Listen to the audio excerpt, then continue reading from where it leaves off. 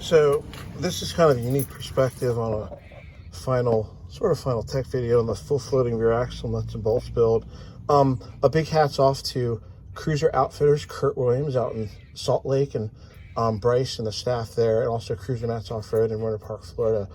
Both niche Land Cruiser businesses are top shelf and offer superior customer service because, like I said, this is my first rodeo, and I asked some questions, and I got all the correct answers. So that's where you go for these two. That's two places you go for this. That's where I went, and I was happy. But anyway, so I had my helper repaint my old man Emu shocks school bus yellow. There's Cruiser Mats diff. I did use orange FIPG and a gasket. I got all new studs and the silver zinc hardware. I replaced all the gold nuts and bolts. I went with silver zinc because it matched. There's the new backing plates. But I never really did a perspective on this side of the axle. Bled the brakes. There's the proportion valve extension, a new emergency brake cord. I did forget to put this grommet on, which goes up here. And I got another one for there. But I dropped my drive shaft off at the drive shaft shop, so it's driving around in a front wheel drive right now. But I'll get a new proper drive shaft that's the right length. That the other one was shop made, and it had no telescoping, so when you hit a bump, it bottomed out. I wonder if that's had something to do with the lunchbox blowing up. Shop makes a drive shaft. Yeah, I got a measurement with A1 drive shaft to Baltimore, Maryland.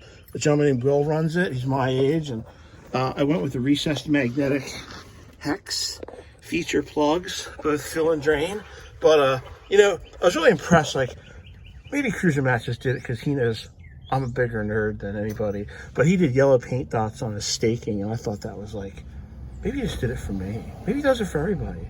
But that right there tells me I went to the right place for my factory snow version HJ61. And you can TIG weld the little stainless steel plaque on there. I'm proud to have that. We were wondering where to put it, bottom side. On the top there, it's not visible. But I'm not a fan of the multi-flange, but Matt said this was the way to go, so I trusted him. And plus it's zinc plated and stuff. I just put new hardware everywhere I freaking could, and nuts and bolts, restore. So AMSOIL in the axle itself. Oh, look at that, a socket, my snap and wobble. AMSOIL in the axle, and Mobile One in the wheel bearings. And I'll tell you what, man, full synthetic is nothing less than a preservation technique in vintage Toyotas. It just doesn't wear. So this sucker, providing nobody leaves this loose or makes a homemade drive shaft, will probably last my lifetime. But yeah, the school bus yellow, I could get new shocks. But I also thank Bart in Annapolis here. He gave me some OEM bushings to put in here. But I wonder where we get this. What the hell is this on our 60? Some sort of exhaust heat shield. It's a sheet of paper. But it's funny. I've had time to look under there. I never understood why people deleted their rear heaters, and now I know why. Man, if I could make these pipes, that would just be a bitch.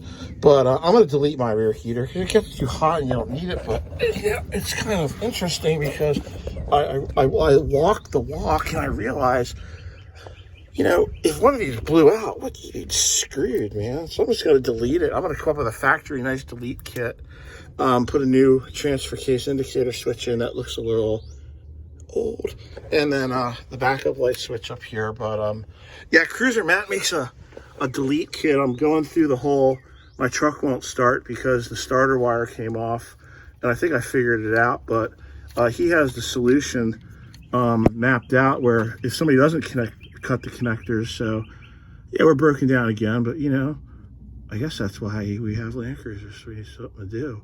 But the front diff, I had to cross drill that. This didn't come with a drive shaft, so we put an FJ40 diff in here, and the bolt patterns are long, so I had to cross drill these. The drive shaft shop's going to work on this, but I have a front differential, just an open one, which I'm going to put in here. I'll rebuild the front axle one day next in the future, but I don't know why people take those stone guards off the rotors. Yes, those stones don't get in there, but that's totally redneck. And you know what else I spotted?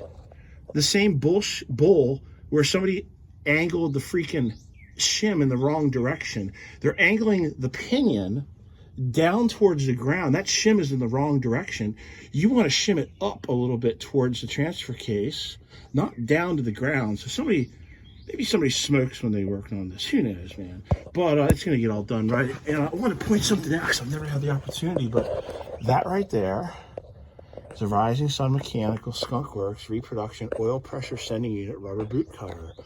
Don't get the black wire with the yellow stripe, but it's got the double wire sensor. That's over my new oil pressure sender. But this gives you an idea. I don't know who puts a mechanical fuel pump on a 3FE to block off the plate. That's kind of funny, man. But I got a block off plate. I'm gonna get Redline Cruiser's new block off plate. Theirs looks pretty tight. But you know, and then the only oil leak on the engine is the oil cooler. So I'll tackle that when it gets warmer. I probably, you know, just put some new O-rings on. But I'm going to go through all the hoses. I carry the coolant tube now that goes on the side of the cylinder head for the 3FE. I found another part number. You just cap off one port. But yeah, period correct, oil pressure sending unit, rubber cap, boot. Thanks for your support. And this has been an interesting project. Cross joining the drive shaft. I can't believe I did that.